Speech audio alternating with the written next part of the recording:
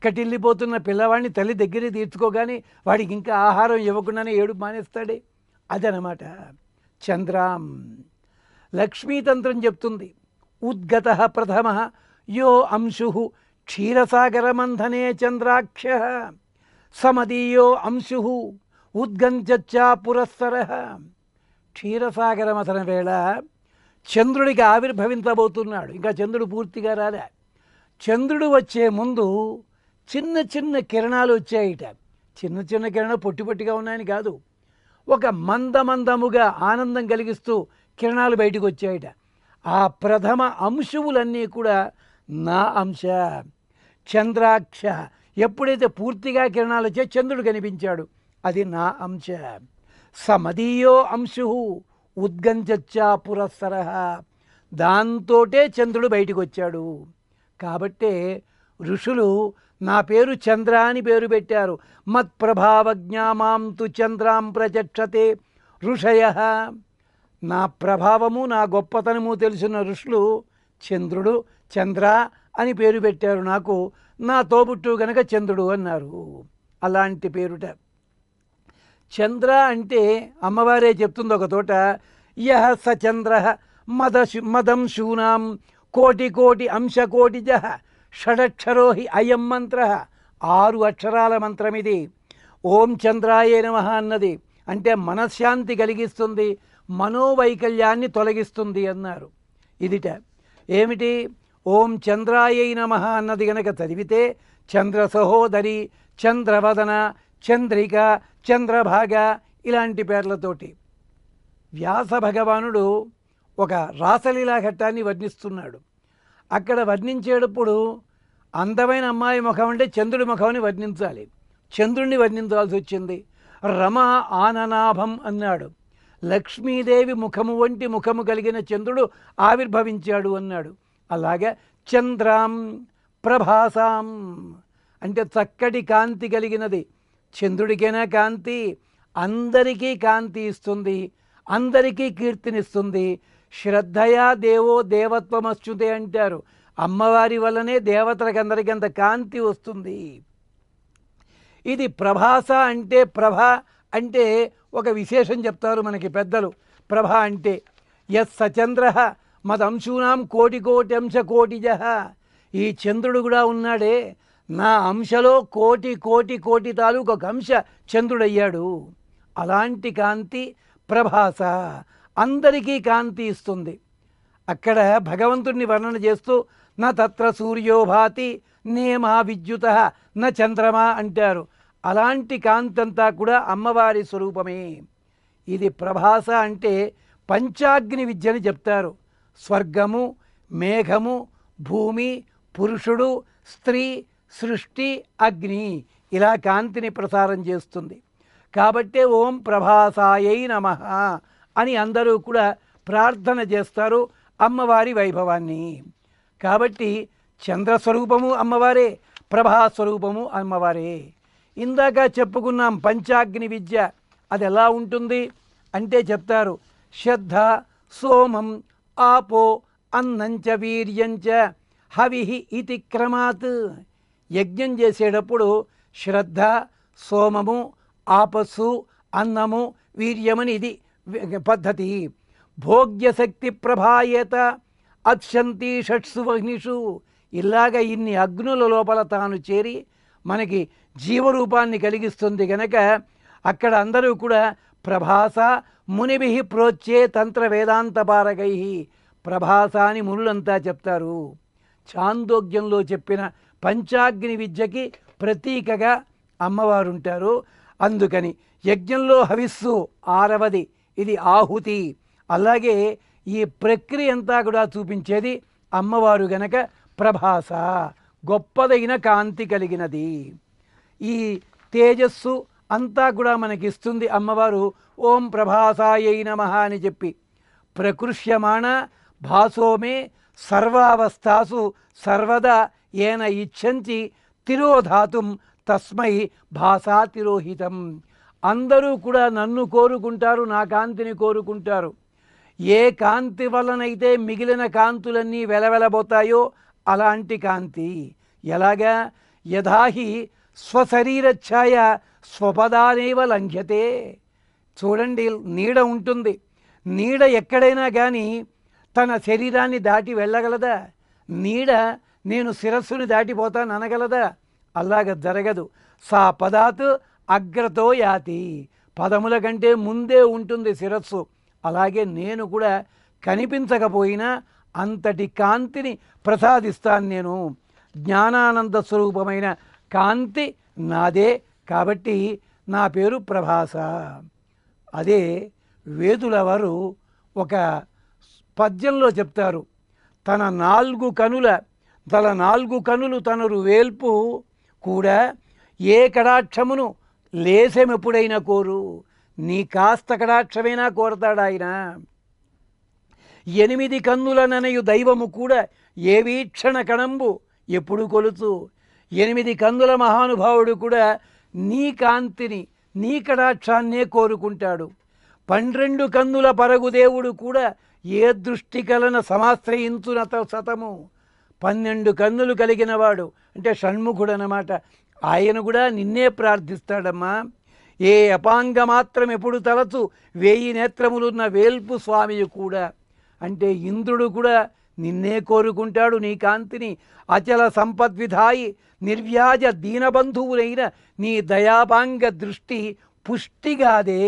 ఎంత గొప్పదానివమ్మా, నువ్వంతటి కాంతినిస్తావందరికీ కూడా. వికసితాంబుజ పాణి గోవిందురాణి అంటూ చెప్తారు ఆయన.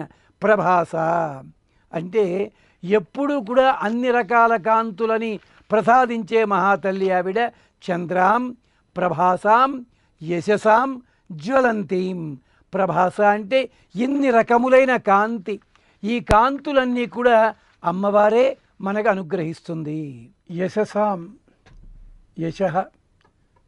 యశసాం అన్న చోట కీర్తి, ఆత్మగుణాల కాంతి. యశస్వరూపిణి అమ్మవారు. భగవంతునిలో కీర్తి కలిగించేది అమ్మవారు. విద్య, పదవి, పరాక్రమం, దానం, ధనం ఇలాంటి వాళ్ళ వచ్చేదాన్ని కూడా కీర్తి. ఇలాంటి కీర్తి, గుర్తింపు లభింపజేసేది అమ్మవారు.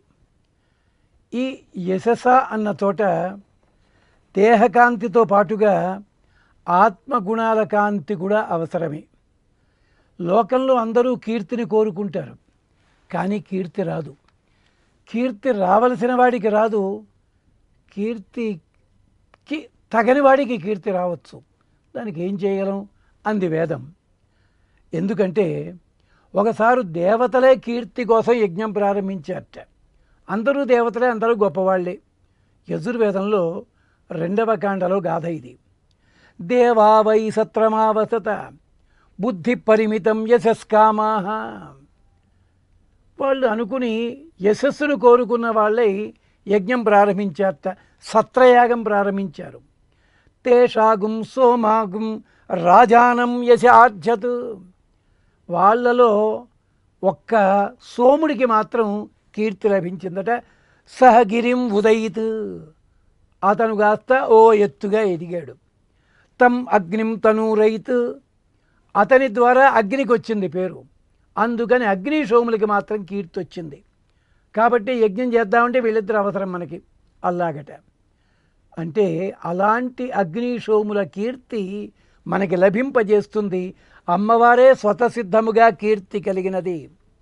భగవంతునికి కీర్తి కలగడం, నిలబడ్డం ఆమె వల్లనే మనం చూడొచ్చును. అభిజ్ఞ రాజధర్మాణం అన్నాడు హనుమంతుడు సీతమ్మని తలుచుకుని. రాజధర్మములలో శ్రేష్టత కలిగినది. యస్య సీత భవేద్భార్య యంచ సీత పరిష్వదేతంటాడు మహానుభావుడు ఒకడు. సీతమ్మ వల్లనే రాముడి కీర్తి వచ్చింది అన్నాడు. అలాంటి యశస స్వామి కొత్తడు చెప్పుకుంటాడు. యద్యద్ విభూతిమత్ సత్వం శ్రీమత్ ఊర్జితమేవవా అంటూ శ్రీమత్ శబ్దాన్నే ప్రయోగించాడు కాంతికి. ఆ కాంతి నాది అన్నాడు ఆయన. కానీ ఆ యశస్సు, ఆ కాంతి, తేజస్సు లక్ష్మీదేవివే కదా. యశసాం ఓం యశసాయై నమః. అలాంటి యశస్సుకి నమస్కరిద్దాము. ఓం యశసాయై నమః. ఆ తరువాత కీర్తికి మూలము అమ్మవారే అనడానికి లక్ష్మీతంత్రంలో ఒక తోడు చెప్తారు, యశః యదుజ్వలం లోకే విద్యాదానాది సంభవం యదీయం తద్యశః తత్ర నానారూపం విభజ్యతే మామేవ భాజనం విద్ధి యశసః తేజసః శ్రియః అతో యశస్వినీ మాం యశస్ ఇది విదుర్బుధాః సప్తాక్షరో హ్యయం మంత్రః యశోదో జపతో భవేత్. ఎవడైతే ఈ 7 అక్షరముల శబ్దాన్ని పలుకుతాడో వాడికి కీర్తి వస్తుంది. ఓం యశసాయై నమః అని చెప్పి కీర్తి వస్తుంది. జ్వలంతి తరువాత యశస్సు చేత జ్వలనము కూడా ఉంటుంది. ఈ జ్వలంతి అంటే అర్థం ఏమిటి? ఇంతకుముందు చెప్పుకున్నది కాకుండా ఇంకో విశేషం ఉంది అక్కడ. పంచాగ్నులకి లౌకికమైన అగ్నికి కాంతినిచ్చేదాన్ని నేనే. ఇది అరణ్యకాండలో అమ్మవారి కాంతిని వర్ణన చేస్తూ అంటాడు ఒక తోట, పద్మహీనాం ఇవ శ్రియం విభ్రాజమానాం వపుషాం అంటాడు. తన శరీర కాంతి చేత గొప్పగా ప్రకాశిస్తున్న సీతమ్మ జ్వలంతి. రూపేణ రుచిర ప్రభాం అంటాడు హనుమంతుడు సుందరకాండలో కూడా. అలాగే అనసూయ అంటుంది, శోభయిష్యతి భర్తారం యథా శ్రీ విష్ణురవ్యయం. నీకు అలాంటి కాంతి ఉంటుంది తల్లి. జ్వలంతి అంటే పంచాగ్ని విద్యలో చెప్పుకున్నాం కదా, ఈ కాంతినంతటినీ కూడా విభాగించి లోకానికి అందిస్తాను కనుక జ్వలంతి. అంతేకాదు దేవజుష్టాం ఉదారాం అంటే దేవజుష్ట, దేవతలకందరికీ కూడా ప్రీతిపాత్రమైనది, దేవతలందరినీ కూడా తృప్తి కలిగించేది. జుష ప్రీతి సేవని అని ధాతువు. జుషా శబ్దానికి అర్థము ప్రీతి, ఇష్టము, సేవ అని చెప్పి. దేవేన హరిణా జుష్ట, ఎప్పుడూ కూడా దేవదేవుడైన పరమాత్మతో కలిసి ఉండి తృప్తిగా ఉంటుంది. అంటే పాతకాలపు రోజుల్లో భార్య భర్తగారు ఊళ్ళో లేకపోతే తినడం తాగడం సరిగ్గా ఉండదు. ఇది నిజముగా ప్రేమతో ఉండేది. కానీ ఒక కాలం వచ్చేసరికి ఏం చేశారంటే, భర్త ఊళ్ళో లేకపోతే నువ్వు తినడానికి వీల్లేదు, నిద్రపోవడానికి వీల్లేదు, జడేసుకోవడానికి వీల్లేదు. కొన్ని ఆచారాలు ఇలా మారినందువల్లే పద్ధతులు మారిపోయాయి. కానీ దాని అర్థం అది కాదు. పరితవర్ధనం అంటే భార్యాభర్తల మధ్య ఉన్న ప్రేమ ఎంత గాఢంగా ఉందో తెలుసుకోవాలంటే ఒక సూచిక. అదనమాట అర్థం. అక్కడ భర్తగారు ఊళ్ళో లేరు, అక్కడ అలంకారాలు చేసుకోదు భార్య.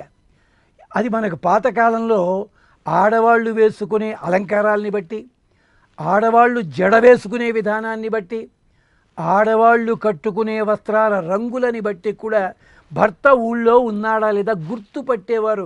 ఆ సాంప్రదాయం ఒక 70 ఏళ్ల కిందటి దాకా ఉండేది. బ్రహ్మాండంగా అలంకరించుకు పట్టు చీరలు, మంచి అలంకారాలు, మొహంలో కాంతి లేదు అంటే మొగుడు సరిగ్గా చూడలేదనే కదా అర్థం. అక్కడ తెలుస్తుంది అది. అంచేత అలాంటి చెప్తున్నారు ఇక్కడ. అంటే దేవజుష్ట నిరంతరము కూడా స్వామితో కలిసి ఉండి ఆనందాన్ని అనుభవించేది. రామాయణంలో ఘట్టంలో అడిగాడు సుమంత్రుణ్ణి దశరథుడు, మా అబ్బాయి ఎలా ఉన్నాడయ్యా, అబ్బాయిలు ఎలా ఉన్నారు, మా కోడలు భయపట్టలేదు కదా అడవికి మొదటిసారి వెళ్ళిందే అంటే సుమంత్రుడు నవ్వి, గొప్పాడివయ్యా, యస్య బాహు రామస్య, రాముడి బాహుల్లో ఉన్న సీతమ్మకి భయం లేదు, జంకు లేదు, గొంకు లేదు. ఎక్కడైనా విచిత్రమైన మృగం కనిపిస్తే ఏమంటే అదేమిటి, అలాగెంతుతోంది ఏమిటి, దాని పేరేమిటి అడుగుతోంది. చెట్లని, పువ్వులని అన్నిటిని అడుగుతోంది. అచ్చం రాజభవంతిలో ఉండి విలాసంగా తిరుగుతుండేటప్పుడు ఎంత ఆనందంగా ఉందో రామచంద్ర స్వామి దగ్గర అంత ఆనందంగా ఉంది అని చెప్పాడు ఆయన. అది యశసాజుష్ట. అదే మనకి ఒక కవిగారు రాశారు, నీవుంటే నందనవనము లేకుంటే అశోకవనము. ఈ అర్థం చాలామంది పట్టించుకోం. అశోకవనం రావణాసురుడిది, భయం లేని చోటు. కానీ ఆనందం లేదు నాకు, రాముడు లేడు కదా. నందనవనం అంతా ఆనందంగానే ఉంటుంది. ఏ రాక్షసుడు వచ్చి మీద పడతాడో భయం ఉంటుంది అక్కడ. కానీ నాకు ఆ భయం లేదు, నాకు నందనవనం అది.